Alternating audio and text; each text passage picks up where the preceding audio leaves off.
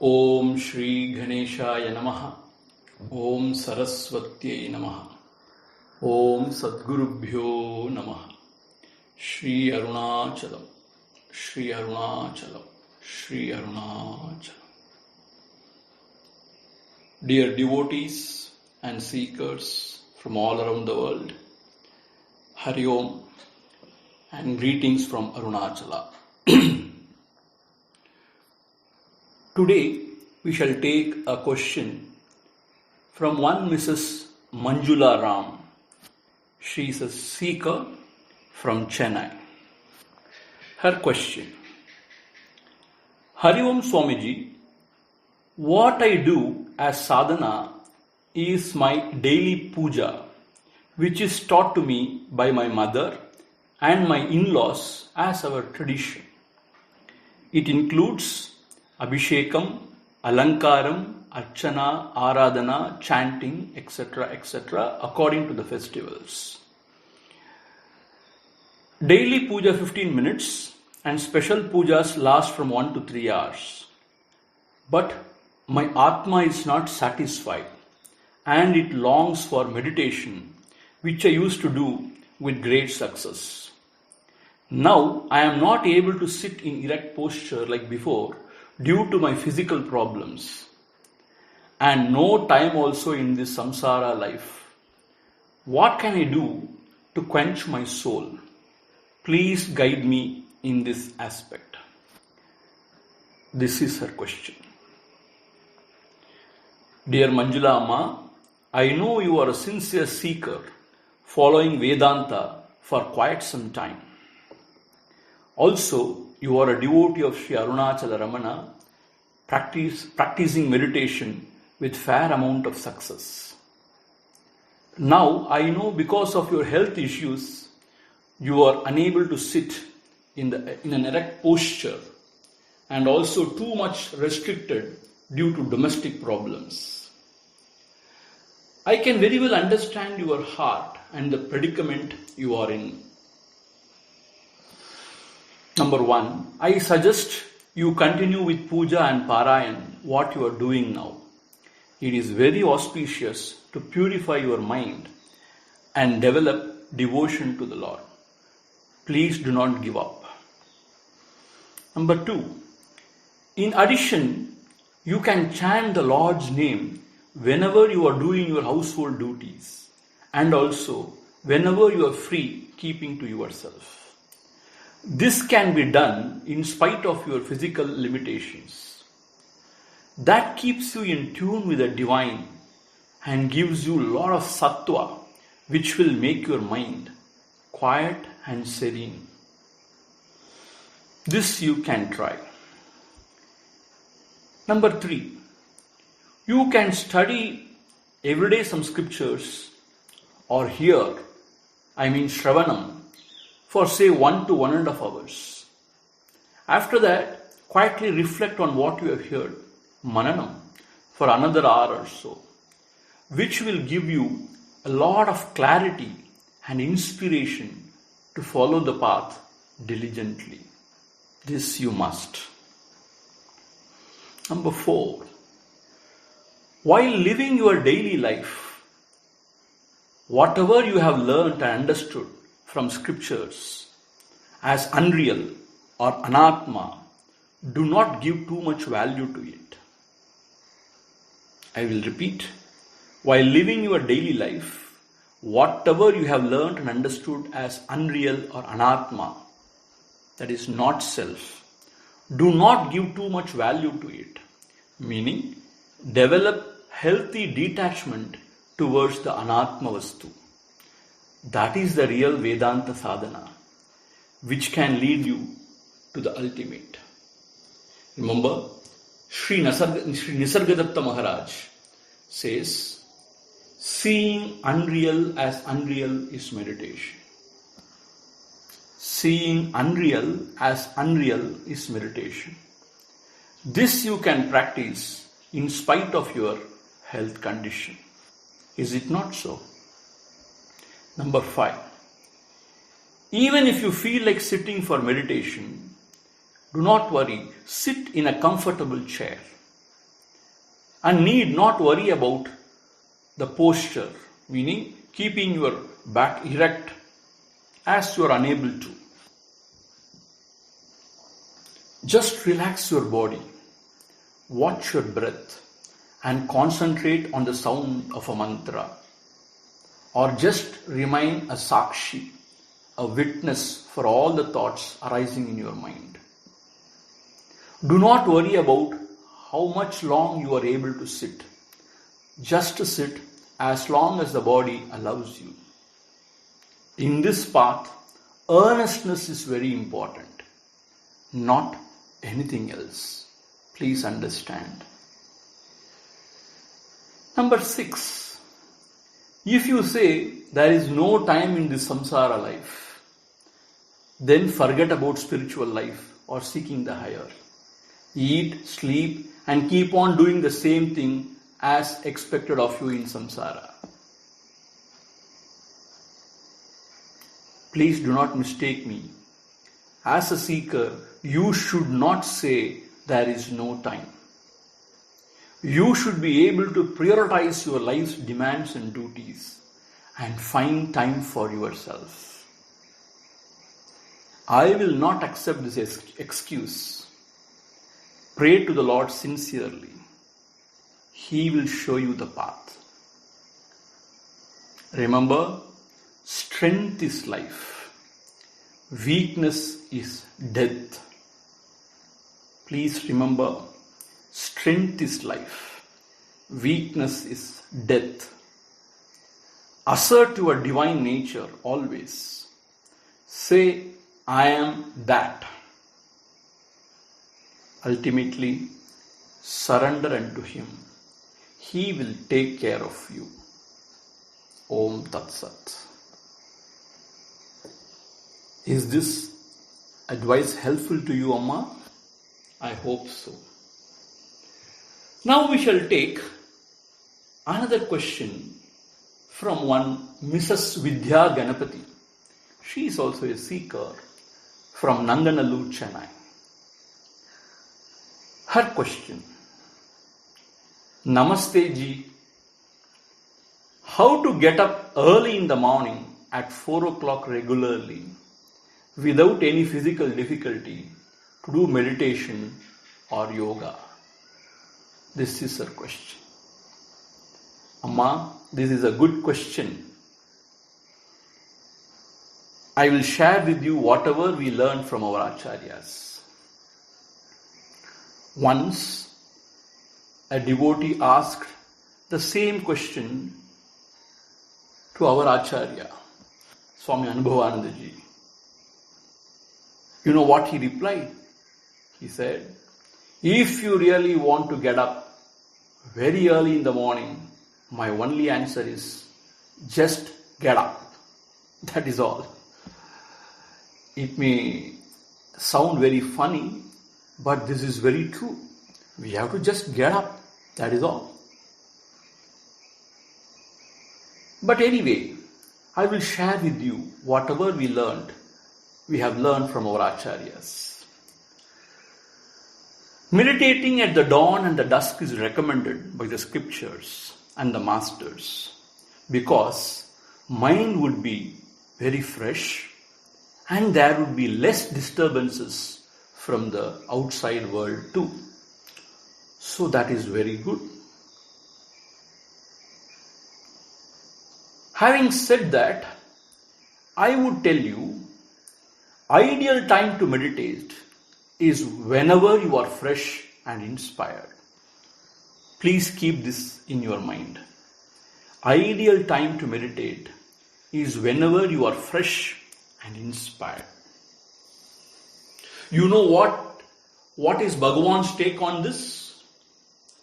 Bhagavan says, Bhagavan means Sri Raman Maharshi. He says, whenever you feel drowsy or sleepy, just sleep. Whenever you are fresh and alert, now meditate. That's what he says. I will repeat. Bhagavan says, whenever you feel drowsy or sleepy, just sleep. Whenever you are fresh and alert, then meditate. This I follow sincerely. Now coming to your question, how to get up early at 4 o'clock in the morning. I shall share with you some of my experiences. Number one, you should really have the drive from within. If not, you cannot get up even with hundreds of alarms. We would comfortably put off the alarm and we will continue our sleep. So you should have the drive from within. If not, you cannot get up. Number two, should eat early previous day evening. Say maximum by 7 or 7:30 p.m. This is very important.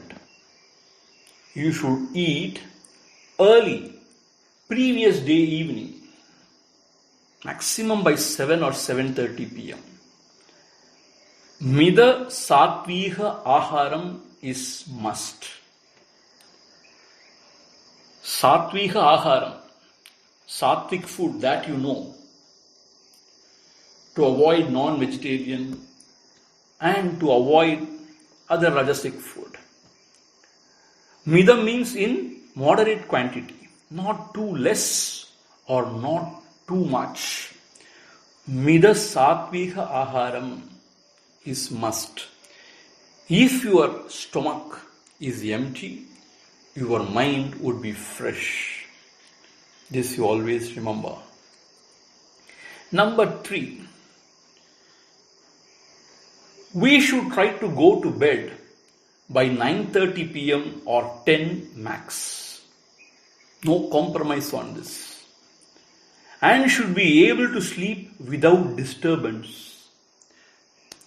Because some elderly ammas or ayyas, they don't get sleep, or they may have to get again and again from bed to urinate. If the sleep is disturbed, it is very hard to get up early in the morning. Therefore, health is an important factor.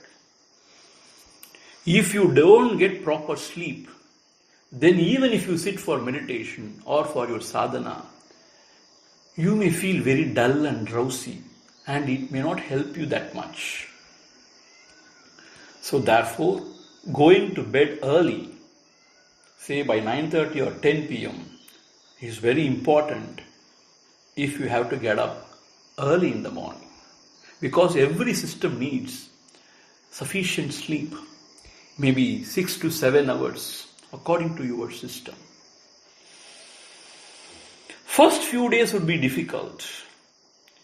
But if it becomes a habit, you will automatically wake up, even without an alarm. This is a strange thing about the mind. If it develops a habit, it will just go on with it. First few days would be really difficult. If it becomes a habit, you will automatically wake up. And then always there is a question, why too soon? What is the need?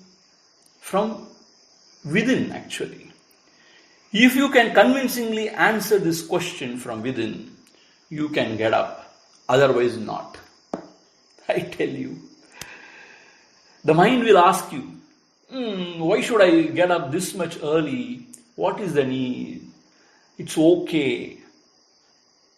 But if you can convincingly answer the question, then you can get up. I tell you, Amma, if you are able to get up, it is wonderful. If not, if you are not able to, don't feel guilty. Always remember Bhagavan's golden advice. What is that? Whenever you feel drowsy or sleepy, sleep. Whenever you feel fresh, meditate. That is his advice. I go by his advice. Om Tat Sat. I suppose you are clear in your mind now. Now moving on to the third question today. A very interesting question from one of our youth group member. Miss Netra. She is doing her post-graduation in journalism in a very famous institute, Symbiosis in Pune. Her question, Swamiji, most people in today's world tend to judge others. How should one get rid of this judgmental nature? Dear Netra, your question is very meaningful. I will share whatever I can think of this issue. First of all, in the day-to-day world, I think we cannot live without judging the people around us. It may sound strange, but this is true. Even if you are a manager or a captain of a team, you need to know who is capable of what and what are all the strengths and weaknesses of your team. Without this assessment, you cannot assign roles and get the work done. Even you should be able to judge who is plotting what, meaning who are all on your side truly and who is planning to topple you down. Because this is a cutthroat world. The winner takes it all. To survive here, நல்லவனாக இருந்தால் மட்டும் போதாது, வல்லவனாகவும் இருக்க வேண்டும். Meaning, it is not enough you are good. You should be also clever and smart too. If you feel awkward to hear this from a Swami, you please ask your dad or your professor. They may explain to you. Therefore, you cannot avoid judging people around you or who is working with you. This you may have to. But where do we go wrong? We most of the time label people as good or bad according to our view of life. As our close friend or an outsider according to our likes and dislikes, and would not want to change our mind or give them any benefit of doubt in spite of our estimation found to be shaky or going haywire. For example, when brought up in a traditional conservative society, we may label a person as bad if he smokes or goes out with a girlfriend, or if a girl dresses up in a particular way. Not necessarily. Is it not so? Though smoking is a bad habit which ruins a person's health, it is not a thing as we make it out to be. Similarly, in the modern permissible society, going out with a girlfriend has almost become an accepted norm. Please understand, I am not justifying it, just stating the modern trend. If you strictly follow your cultural values and tradition, it is really appreciated. It's really good. That is how you should live. For that, if you label a person to be bad who is smoking or going out with a girlfriend and stop interacting with him in a normal way and start looking at him with prejudiced eyes, then it is not accepted as a right approach. It brings in lots of friction and unhealthy strife, especially if he is your colleague or if he is your team member where you have to see him every day and work with him. I tell you, especially when you go out to the Western world, you would really be having a cultural shock. You cannot live a sane life if you become too judgmental. The important rule here is we can stick to our principles and ideas of what is right, but should not conclude that is the only way of looking at things. It is after all relative. In different cultures, in different societies, Why? In the same society with different people, according to their innate tendencies and upbringing, the ideas and approaches may change. It is not right to think only my view or approach is right or find fault with different approaches. Yes, I agree. There are certain universal values and ideas of right and wrong that everybody agrees. Other than that, lot many things are relative, subject to change according to culture, their circumstances, society in which one grew up, or upbringing.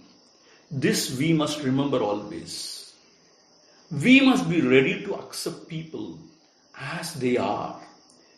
We must be open enough to understand other person's view or ways also. We need not change our views, but at the same time, we need not call every other view or way as faltu, meaning useless. This way, if we can live, we can save ourselves from this unnecessary labeling people that is becoming judgmental. Is it clear? Om Tat Sat Brahmarpanamastu. Krishna Krishna Krishna.